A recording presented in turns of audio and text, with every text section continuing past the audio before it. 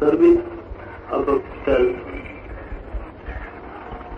सेवा स्वार्थ के ऊपर इतना सीधा साधा सिद्धांत मालूम पड़ता है जैसे 2 और 2 4। लेकिन अक्सर जो बहुत सीधे साधे सिद्धांत मालूम होते हैं वे उतने सीधे साधे होते नहीं। जीवन इतना जटिल है और इतना रहस्यपूर्ण और इतना कॉम्प्लेक्स कि इतने सीधे साधे सत्यों में समाता नहीं। दूसरी बात भी प्रारंभ में आपसे कह दूं, और वो ये कि शायद ही कोई व्यक्ति इस बात को इनकार करने वाला मिलेगा। इस सिद्धांत को अस्वीकार करने वाला आदमी जमीन पर खोजना बहुत मुश्किल। लेकिन अक्सर ऐसा होता है कि बहुत लोग जिस सिद्धांत को चुपचाप स्वीकार करते हैं उसके गलत होने की संभावना बढ़ जाती है।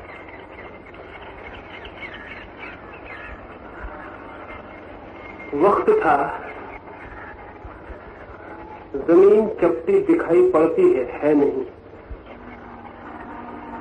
हजारों साल तक करोड़ों लोगों ने माना कि जमीन चपटी थी। हजारों साल तक आदमी ने समझा कि सूरज जमीन का चक्कर लगाता है, लगाता नहीं। अब हमें पता भी चल गया, तब भी सनराइज और सनसेट शब्द मिटने बहुत मुश्किल। सूरज उगता है, सूरज डूबता है, इससे ज्यादा गलत और कोई बात नहीं होगी, लेकिन भाषा में चलेगी। दूसरी जो बात आपसे कहना चाहता हूं वो ये कि जो बहुत ऑब्वियस सत्य मालूम होता है, जो बहुत प्रकट सत्य मालूम होता है, अक्सर स्थिति उससे ठीक उल्टी होती है। और जिसे साधारणतः हम कभी इनकार नहीं करते उसे हम 24 घंटे इनकार करते रहते हैं। इसीलिए इनकार करने की कोई जरूरत भी नहीं पड़ती। जिंदगी में उससे कोई बाधा पड़े तो हम इनकार भी करें, जिंदगी में उससे कोई बाधा नहीं पड़ती। जितने अच्छे सिद्धांत हैं उन्हें हम कभी चर्चा का विषय भी नहीं बनाते, क्योंकि जिंदगी उनके बिना चली जाती है।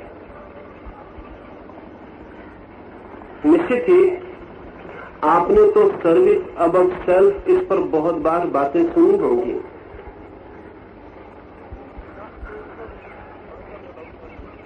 कॉमन सेंस, बिल्कुल साधारण बुद्धि की बात मालूम पड़ती है कि सेवा को हम स्वार्थ के ऊपर रखें।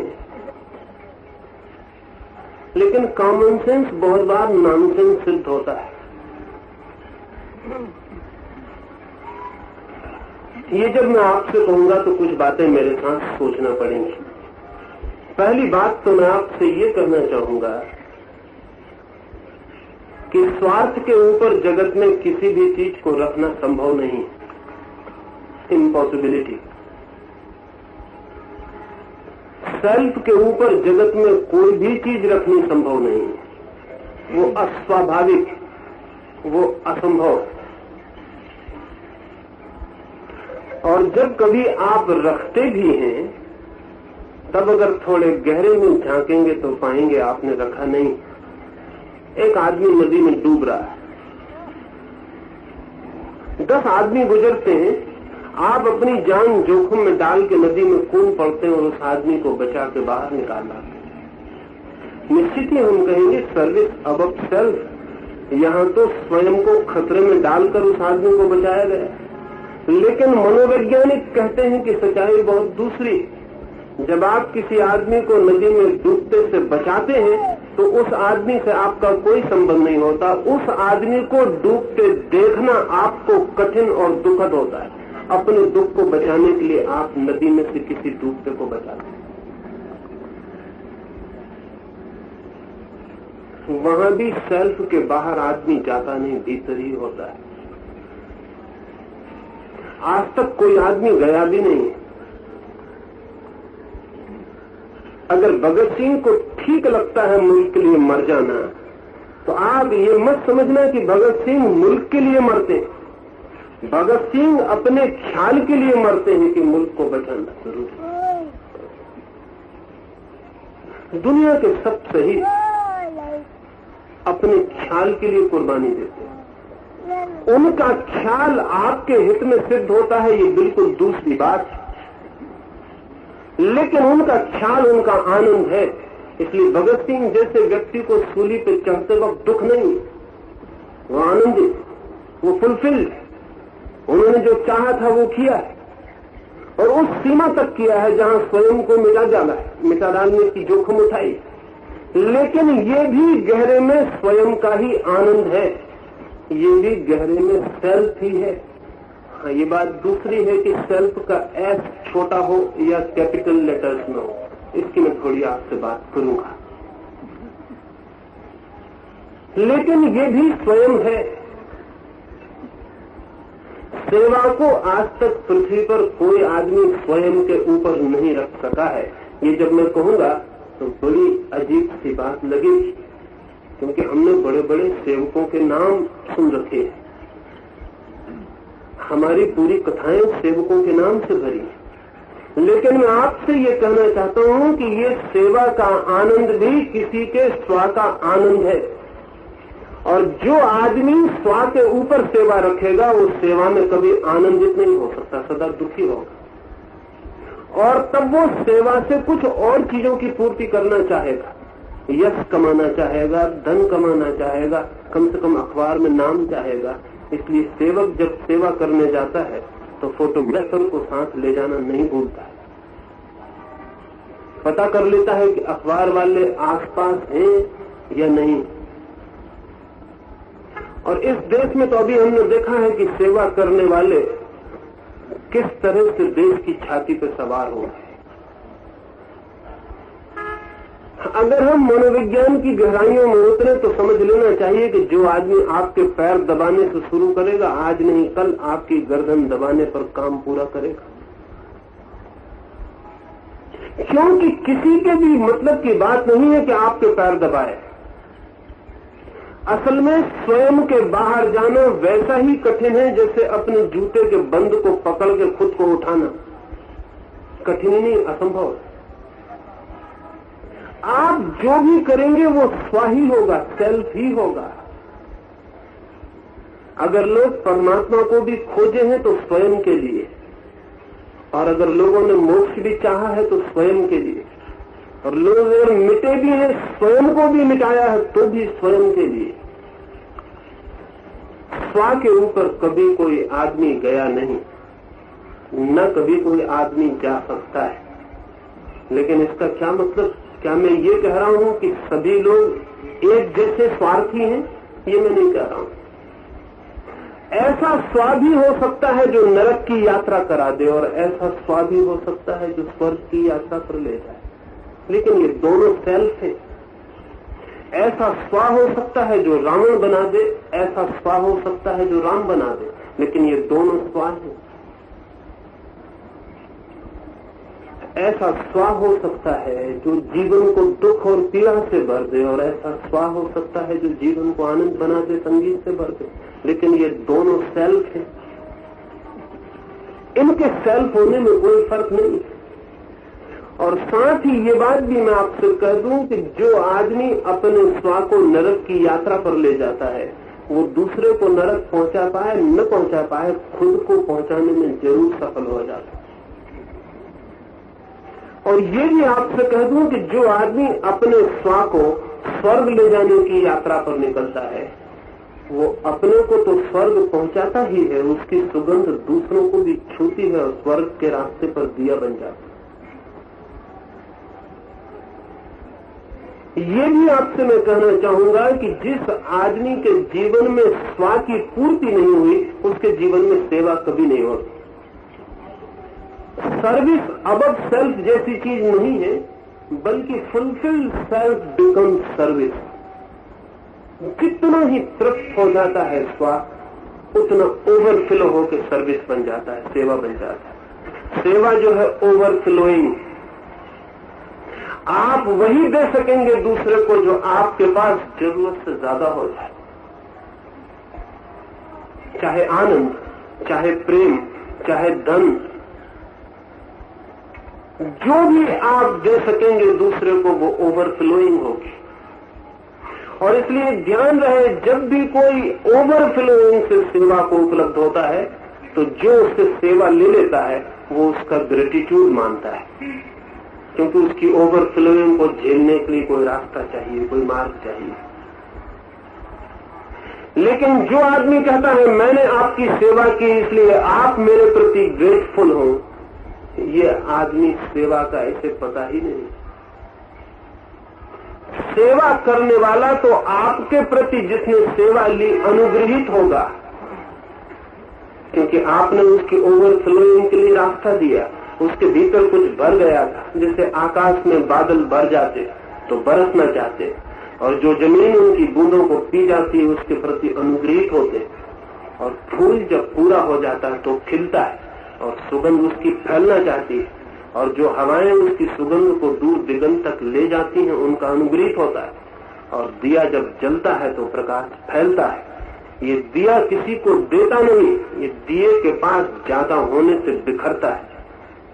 असल में फुलफिल सेल्फ, जिसका स्व भर जाता है, वो सेवा में रूपांतरित होता है। और अगर स्व इतना भर जाए कि सेवा अनंत तक पहुंचने लगे तो स्व छोटा एस न रहकर बड़ा एस हो जाता है, कैपिटल एस हो जाता है। उस क्षण पर कोई ऋषि कह पाता है अहम ब्रह्मास्मि, वो ये कह पाता है कि मैं ही ब्रह्म, वो ये कह पाता है कि now the small self is the supreme self. अब वो ये कह पाता है कि मैं ही सब हूं। ध्यान रहे, जब हम कहते हैं कि सेवा को ऊपर रखें स्वयं के, तब तक हम दूसरा दूसरा है इसे मानते ही, दी अदर इज अदर। और जब तक दूसरा दूसरा है तब तक दुश्मन, तब तक मित्र हो नहीं सकता। दी अदरनेस इज दी एनमिटी, वो जो दूसरापन है वही दुश्मनी। जब तक मैं कहूंगा कि मैं सेवा करता हूं तब तक कोई और भी है जिसकी मैं सेवा करता हूं, और कोई है जो सेवा करता है।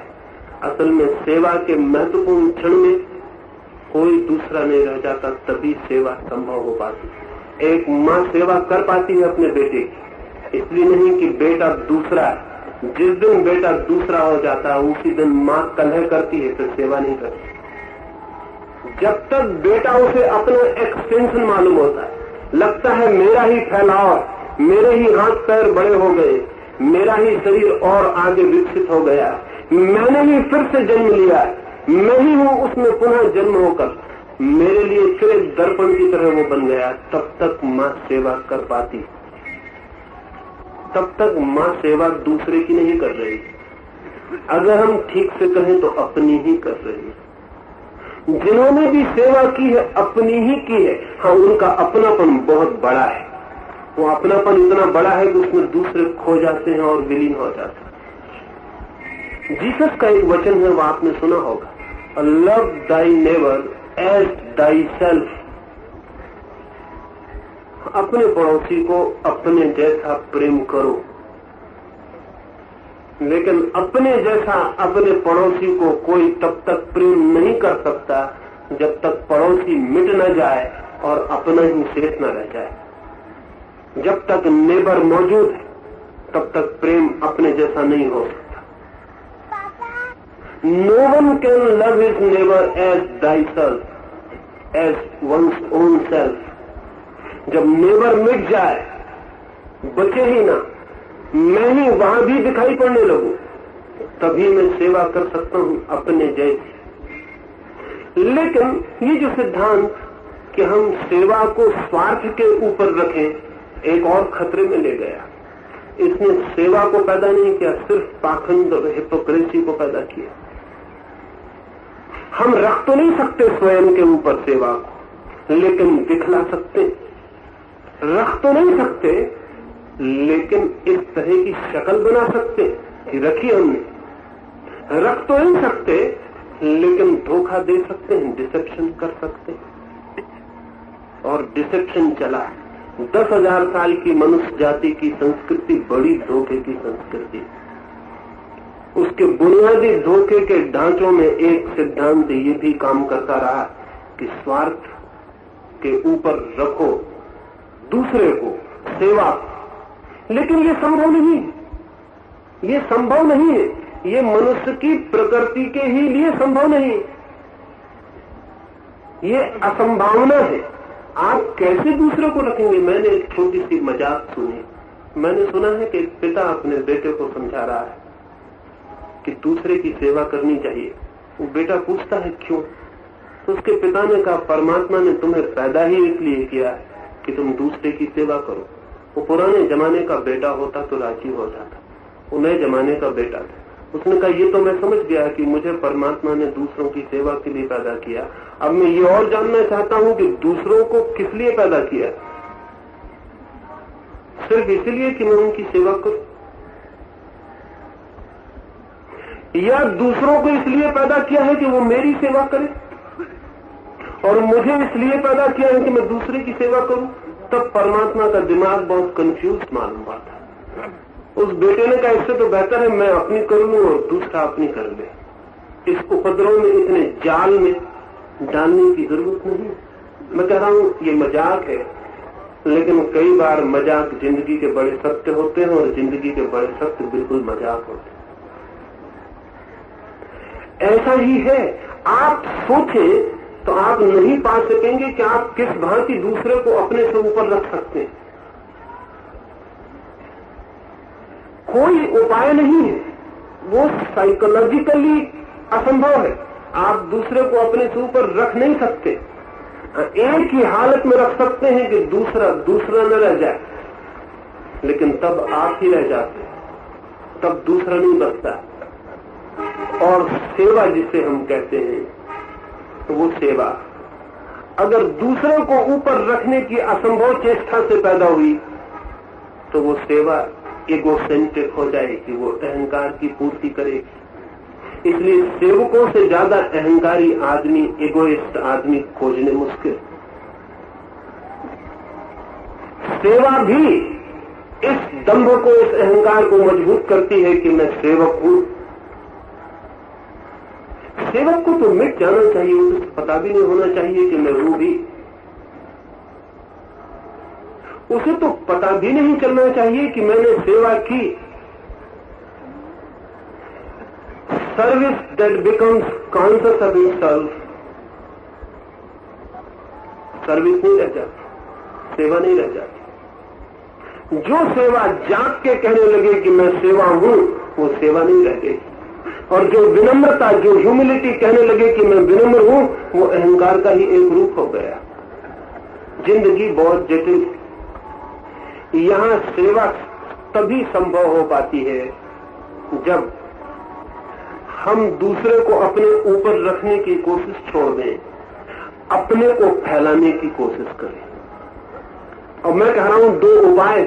एक उपाय तो यह है कि हम दूसरे की सेवा करें, और दूसरे की सेवा हम सिर्फ हिपोक्रेसी कर सकते, हम सिर्फ पाखंड पैदा कर सकते। इसलिए दुनिया में सेवा चल रही है और कोई दुखों का अंत नहीं हुआ। दुनिया में सेवा चल रही है और सेवा की जरूरतों का कोई अंत नहीं हुआ। दुनिया में सेवा चल रही है और दुनिया अपने दुखों में और गहरी होती चली जाती। बल्कि सच तो यह है, जितनी दुनिया में सेवा बढ़ती है उतने उपद्रव बढ़ते चले जाते हैं। राजनीतिक नेता भी सेवा करता है, धर्म गुरु भी सेवा करता है, शिक्षक भी सेवा करता है, सैनिक भी सेवा करता है, डॉक्टर भी सेवा करता है, वकील भी सेवा करता है। सब सेवा कर रहे हैं सबकी। और आदमी की ऐसी हालत कर दी, वो कितने दिन जिंदा रहेगा इन सेवकों के बीच में, ये कहना बहुत मुश्किल कि आदमी बच भी सकेगा इतने सेवकों के साथ। इतनी सर्विस चल रही है कि ये सुसाइडल हो गई। इसके पीछे कुछ कारण और एक बड़ा पाखंड पैदा हुआ, क्योंकि जब भी हम कोई असंभव चीज करने लगते हैं तो हिपोक्रेसी पैदा होती। असंभव को पैदा करने से हिपोक्रेसी पैदा होती। जो हो सकता है वो करने से तो जीवन विकसित होता है, जो नहीं हो सकता उसका दिखावा करने से जीवन पाखंडी और झूठा होता चला जाता है। इसे मैं कुछ असंभव बातों में से एक मानता हूं। ये नहीं हो सकेगा। संभव क्या हो सकता है? संभव बिल्कुल दूसरी बात हो सकती है। संभव ये नहीं है कि मैं दूसरे की सेवा करूं, संभव ये है कि मैं बड़ा हूं, मैं फैलूं, मैं इतना फैलूं और इतना बड़ा हो जाऊं कि दूसरे के लिए जगह न रह जाए, दूसरा बचे ना, दूसरे का उपाय न रहे, तब भी एक सेवा जीवन में आएगी। वही सेवा है, लेकिन वो सेवा छाया की तरह आएगी, आपके पीछे, आपके आगे झंडे की तरह नहीं चलेगी। आप घोषणा करते हुए नहीं चलेंगे कि मैं सेवक हूं, वो छाया की तरह आएगी, उसकी पगध्वनि भी सुनाई नहीं पड़ेगी। मैंने सुना है यूनान में एक फकीर ज्ञान को उपलब्ध हुआ, तो कहानी है कि देवताओं ने आके उससे कहा कि तुम कोई वरदान मांग लो, परमात्मा बहुत प्रसन्न है और तुम जो चाहो करने को राजी। उस फकीर ने कहा लेकिन अब तो मुझे कोई चाह न बची। परमात्मा बड़ी देर से राजी हुआ, जब मेरी चाहें थी तब तुम आए नहीं, और अब मेरी कोई चाह न बची, अब तुम आए हो, अब मैं क्या मांगू? अब तुमने मुझे मुश्किल में डाल दिया, अब मेरे पास मांग ही नहीं बची, तो तुम वापस लौट जाओ। परमात्मा को कहना कि अब तो मांगने वाला भी नहीं बचा, मांग भी नहीं बची, बड़ी देर से मैसेंजर्स भेजे, थोड़ी जल्दी भेजते तो बहुत मांगे भी थी, मांगने वाला भी। लेकिन वे देवता नहीं माने। जिस आदमी की मांग खत्म हो जाए उसे दुनिया बहुत कुछ देना चाहती, परमात्मा भी देना चाहता है।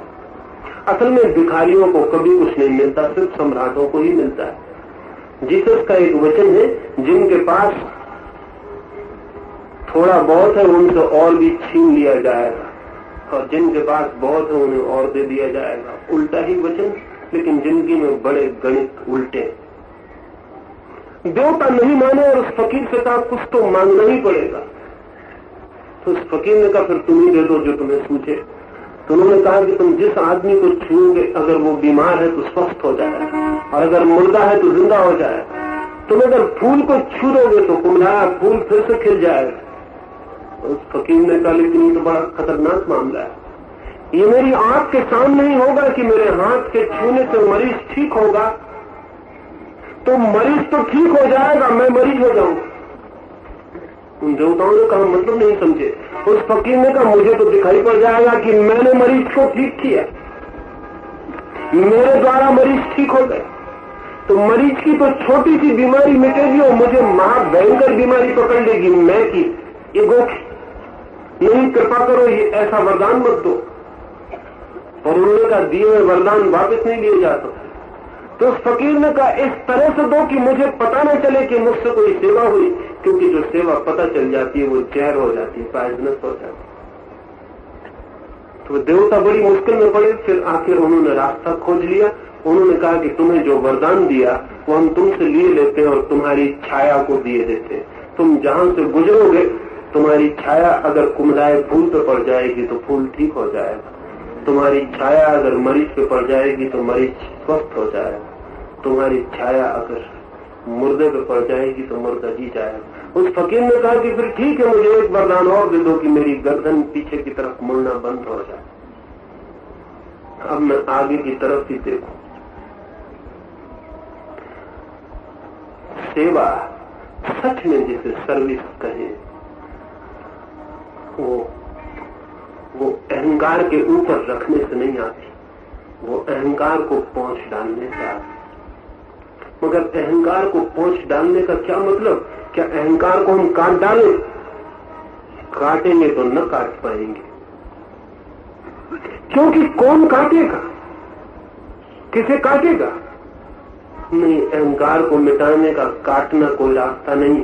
बहुत लोग काटने में लग जाते हैं, धन छोड़ देते हैं, पद छोड़ देते हैं, महल छोड़ देते हैं, सब छोड़ के नंगे खड़े हो जाते हैं। वो अहंकार बहुत कुशल, सटल आर इट्स वेज।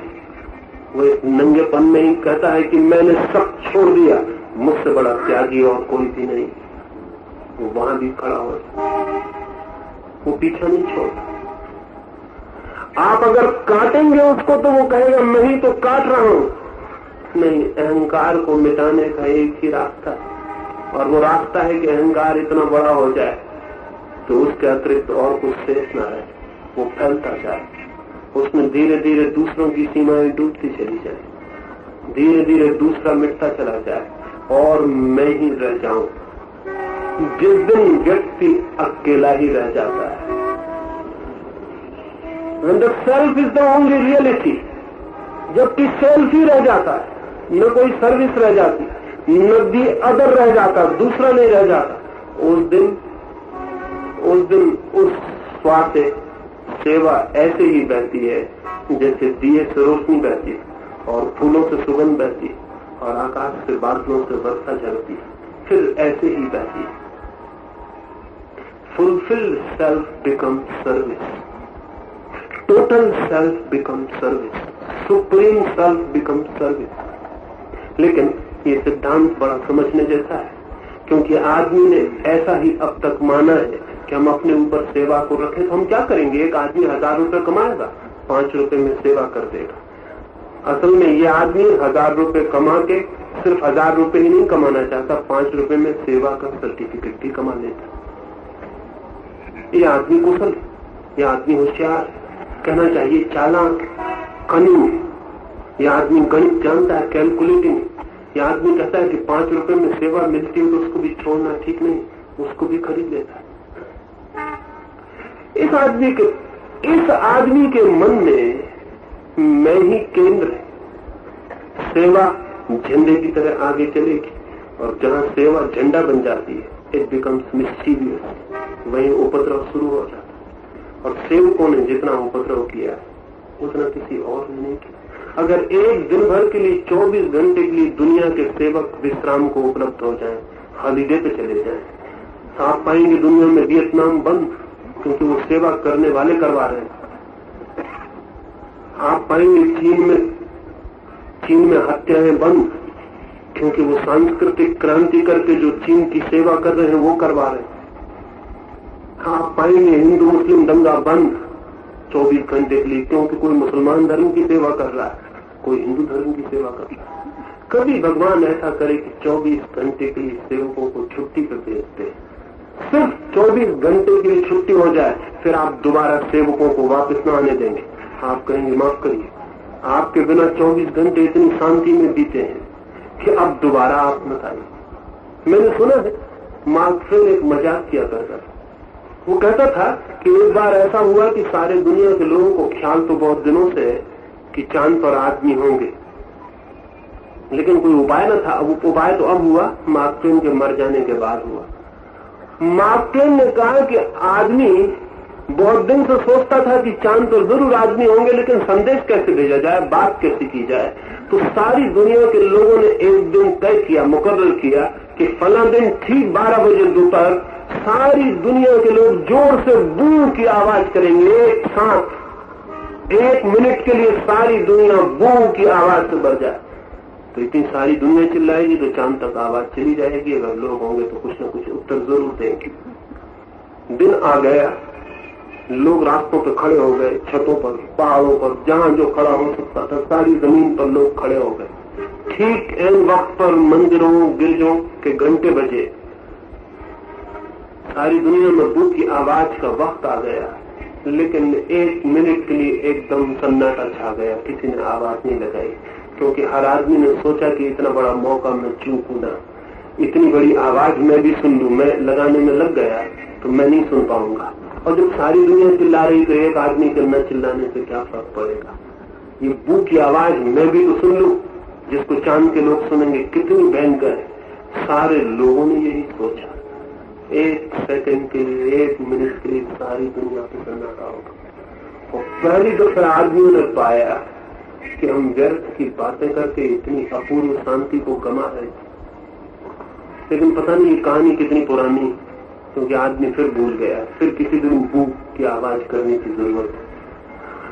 सेवकों को अगर 24 घंटे की छुट्टी दे दी जाए तो आदमी को पहली तरफ पता चलेगा कि उसके उपद्रवों का 99% सेवा से आ रहा है। असल में सेवा जब कोई करने जाता है तो उपद्रव होगा ही। सेवा होनी चाहिए, करने नहीं जाना चाहिए। सेवा निकलनी चाहिए। वो आपका कृत्य नहीं हो सकता। Service can not be an act, it must be living. वो जीवन होना चाहिए, वो कृत्य नहीं हो सकता। और जो आदमी सेवा का एक कृत्य करेगा वो दिन भर में 50 कृत्य सेवा को खंडित करने के लिए करेगा। लेकिन जो आदमी सेवा को जिएगा वो आदमी सेवा के विपरीत कुछ भी नहीं कर सकेगा। लेकिन सेवा जीवन कब होगी? सेवा जीवन तब होगी when service becomes the self, जबकि सेवा ही स्व हो जाएगी या स्व ही सेवा हो जाएगा। उसके पहले जीवन नहीं बन सकती। हाँ, हम अपने जीवन को स्व बनाए रख सकते हैं और हम कभी 24 घंटे में एक आध काम सेवा का कर सकते हैं। मैंने एक कहानी सुनी है, एक स्कूल में एक पादरी ने जाके बच्चों को समझाया कि कम से कम 24 घंटे में एक काम सेवा का जरूर करना चाहिए, वही परमात्मा के प्रति सबसे बड़ा कर्तव्य। 7 दिन बाद वो वापस आके उसने पूछा उन बच्चों से, तुमने कोई सेवा का कार्य किया? तो एक बच्चे ने हाथ हिलाया, फिर दूसरे ने, फिर तीसरे ने। 30 बच्चों में 3 ने हाथ हिलाया। उस पादरी ने कहा इतना भी बहुत है कि 3 लोग मान गए, क्योंकि पृथ्वी को अनंत काल चलते हो गया, इतनी प्रतिशत भी कोई मानने को राजी नहीं होता सेवा की बात। मैं तुमसे पूछना चाहता हूँ, तुमने सेवा क्या की? तो पहले लड़के ने कहा कि आपने बताया था वैसी हमने सेवा की। बूढ़ी स्त्री को रास्ता पार करवाया। उसने बताया था कोई बूढ़ी स्त्री को रास्ता पार करवा दो, कोई डूबता हो बचा लो, कहीं आग लगी हो बुझाने दौड़ जाओ। उसने कहा बहुत अच्छा किया, शाबाश, भगवान पर तुम्हारी कृपा बरसेगी। फिर दूसरे से पूछा, उसने कहा मैंने भी एक बूढ़ी औरत को रास्ता पार करवाया। तब उस पादरी को थोड़ा शक हुआ, लेकिन बूढ़ी औरतों की कोई कमी नहीं है। उसने सोचा कि हो सकता है ऐसे भी कोई बूढ़ी औरत मिल गई हो, रास्तों की भी कमी नहीं है। उसने तीसरे से पूछा, उसने कहा मैंने भी एक बूढ़ी औरत को रास्ता पार करवाया। तब जरा शक ज्यादा हुआ। उसने कहा कि तुम तीनों को 3 बूढ़ियां मिल गई? उन्होंने कहा नहीं, 3 बूढ़ियां नहीं थी, बूढ़ी तो एक ही थी, हम तीनों ने मिलकर पार करवाया। तो उस पादरी ने कहा कि क्या बूढ़ी इतनी असक्त थी कि तुम 3 को सहयोग करना पड़ा पार करवाने के लिए? उन्होंने कहा असक्त? बूढ़ी बड़ी मजबूत थी, उस तरफ जाना ही नहीं चाहती थी, हम बामुश्किल उस पार पहुंचा पाए। वो इस तरफ भागती थी, हमने उस पार किया। पर आपने कहा था कि कोई सेवा का काम करना चाहिए तो हम करके आ गए। सेवा का काम अगर कोई करने का तय कर ले तब सेवा भी प्रोफेशन हो जाती, तब वो भी एक धंधा हो जाए। सेवा धंधा नहीं हो सकती। कोई आदमी सेवा का काम नहीं कर सकता। हाँ, कोई आदमी सेवा की जिंदगी जी सकता है, लेकिन ये जिंदगी भी तभी जी सकता है जब दूसरा गिर जाए और मैं फैल जाए, मैं इतना बड़ा हो जाए कि कोई बचे ही ना जिसे मैं कह सकूं कि तुम्हारी सेवा कर रहा हूं। अपनी ही सेवा हो जाए। हम अपनी ही सेवा कर सकते हैं, वही सहज, वही स्वाभाविक। हम अपने को बड़ा कर सकते हैं, वो भी सहज और स्वाभाविक। ये मैं का बड़ा हो जाना ही अंततः मैं का मिट जाना बन जाता है। मैं अगर इतना बड़ा हो जाए कि तू बाहर न बचे तो फिर तू नहीं रहता, और जिस दिन तू नहीं रहता उस दिन मैं भी बच नहीं सकता, क्योंकि वो रिलेटेड टर्म, वो तू के साथ ही बचती, वो मैं तू के साथ ही गिर जाता है। ये बात मैंने कही है, ये बात मैंने इसीलिए कही, आपको अब थोड़ी और कठिनाई देना चाहूंगा। सर्विस अबव सेल्फ हो सके इसीलिए मैंने ये बात कही। ये बात मैंने इसीलिए कही कि सेवा स्वयं के ऊपर हो सके, लेकिन कही तो पूरी खिलाफ में। कहा तो मैंने पूरा विरोध, कहा तो मैंने ये कि सेवा स्वयं के ऊपर हो नहीं सकती। हाँ, स्वयं ही इतना फैल जाए कि जीवन सेवा हो जाए।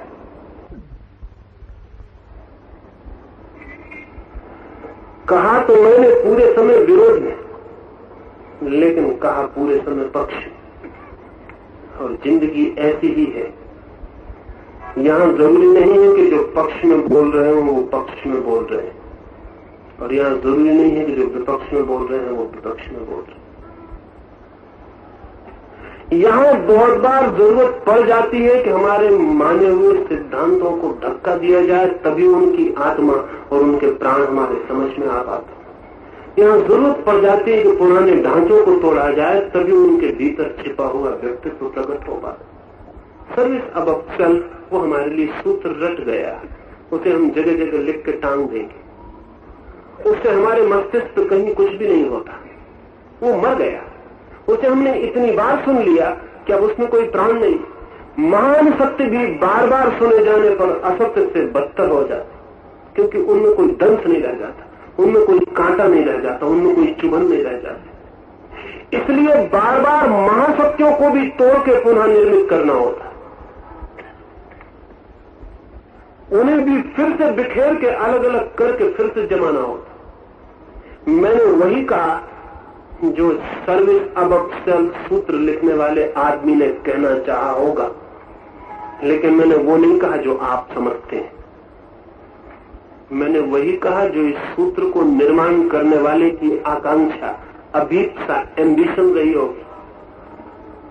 लेकिन शब्द बड़े कमजोर और सत्यों को प्रकट नहीं कर पाते, और जब भी कोई खास शब्द सत्यों के आसपास जड़ जमा के बैठ जाते हैं तो धीरे धीरे सत्य तो खो जाता है, शब्द ही हमारे हाथ में रह जाते हैं। वो हमारे हाथ में रह गए। मैंने दूसरी तरफ से यात्रा की। मैंने आपसे कहा सर्विस पर जोर दे दो, छोड़ दे। बहुत जोर दिया जा चुका, आदमी उस फायदे में नहीं पहुंचा। अब तो सेल्फ को जोर दे। ऐसा नहीं है कि जो मैं कह रहा हूं वो कल असत्य नहीं हो जाएगा। अगर कुछ संस्थाएं बन जाए और वहां तख्तियां लगा ले और वहां जो मैंने कहा वो लिख दे, तो थोड़े दिन में वे सत्य भी इतने ही पुराने और जरा जीर्ण हो जाएंगे, उन पे भी धूल जम जाएगी और हम सुनते सुनते उनके आदी हो जाएंगे। आदमी की सबसे बड़ी कठिनाई यही है कि वो हर चीज को पचा लेता है, सुनने का आदी हो जाता है, और जब एक बार आदी हो जाता है तो फिर सो जाता है, फिर वो करवट लेके आराम करने लगता है। और जरूरत इस बात की है कि आपकी करवट को बार बार तोड़ा जाए। तो अक्सर मेरे जैसे लोगों को यही काम करना पड़ता है कि मुझसे पहले जो आपको बाईं करवट कर गया, मुझे आके आपको दाईं करवट करना पड़ता है। हालांकि लगता है कि मैं उल्टा काम कर रहा हूं, जो बाईं कर गया था मैं दायां कर रहा हूं, लेकिन जिसने आपको बायां किया था उसने भी नींद तोड़नी चाहिए थी आपकी, और मैं भी आपकी नींद ही तोड़ रहा हूं दाईं करके। अब आप बाईं में आश्वस्त हो गए हैं और सो गए। मेरे पीछे कोई आएगा, हो सकता है वो फिर आपको बायां कर दे। आदमी को जिंदगी भर रीसफल करने की जरूरत है। वो बार बार सो जाता है और अपनी नींद में फिर सपने देखने लगता है। हम सब अच्छे सत्यों का तकिया बना लेते हैं और आराम से चले जाते हैं। सर्विस अबव सेल्फ हमारा एक तकिया है जिस पर हम सिर रख के सो गए। सारे लोग मानते हैं, और ध्यान रहे जब सारे लोग किसी सत्य को मान लेते हैं तो समझ लेना अब उस सत्य में जगाने की सामर्थ्य नहीं रही, नहीं तो सारे लोग नहीं मान सकते। जब तक सत्य जगाता है तब तक सारे लोग कभी नहीं मानते। जब सत्य को भी वे तकिया बना के सो जाते हैं तब सारे लोग मान लेते। इसलिए जो बहुत ऑब्वियस ट्रथ वो अक्सर जो बहुत प्रगट में दिखाई पड़ता है कि सत्य, वो किसी सत्य की मरी हुई लाश होती है। जिसने कभी ये कहा था कि स्वयं के ऊपर रखो सेवा को, उसका मतलब बहुत और रहा होगा। उसका ये मतलब नहीं रहा होगा जो हम लेते रहे कि हम स्वयं के ऊपर थोड़े से सेवा के कार्य करते चले जाए। नहीं, उसका मतलब वही है जो मैंने कहा उसका वही मतलब कि सेवा हमारी जिंदगी बन जाए, सेवा हमारा स्वर्ग बन जाए, हम सेवा हो जाए। और जिस दिन सेवा आप हो जाएंगे उस दिन आपको पता भी नहीं चलेगा कि आपने सेवा की है। अगर किसी माँ को पूछे तूने अपने बेटे की कितनी सेवा की तो बता नहीं पाएगी। हाँ, ये जरूर बता पाएगी कि कौन कौन सी सेवाएं नहीं कर पाई। बता सकेगी कि ठीक कपड़े नहीं दे पाई, ठीक खाना नहीं दे पाई, ठीक शिक्षा नहीं दे पाई। बता पाएगी क्या क्या नहीं कर पाई है, लेकिन फेरिस्त नहीं बना सकेगी जो कर पाई उसकी। लेकिन किसी संस्था के सेक्रेटरी को पूछें कि साल भर में आपने कितनी सेवाएं की, तो जो उसने नहीं की है वो भी फेरिस्त में सब जुड़ी होगी। संस्था का सेक्रेटरी सेवा करता है, मां से सेवा होती है। एक नर्स बता सकती है उसने कितनी सेवा की है, एक मां नहीं बता सकती। और जिस दिन मां बता दे तो समझना कि उसने सिर्फ नर्स का काम किया है, मां के धोखे में रही। ये थोड़ी सी बातें मैंने कही।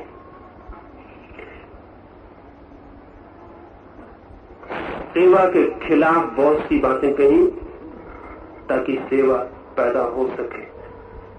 सेवा के विरोध में कुछ बातें कही ताकि आपकी जिंदगी में सेवा का फूल लग सके। लेकिन सेवक का कांटा मत लगा देना। सेवक का तो कांटा होता है, सेवा का फूल होता है। सेवक मत बन जाना। सेवक बने की उपद्रव शुरू हो गया। जिंदगी सहज सेवा होनी चाहिए।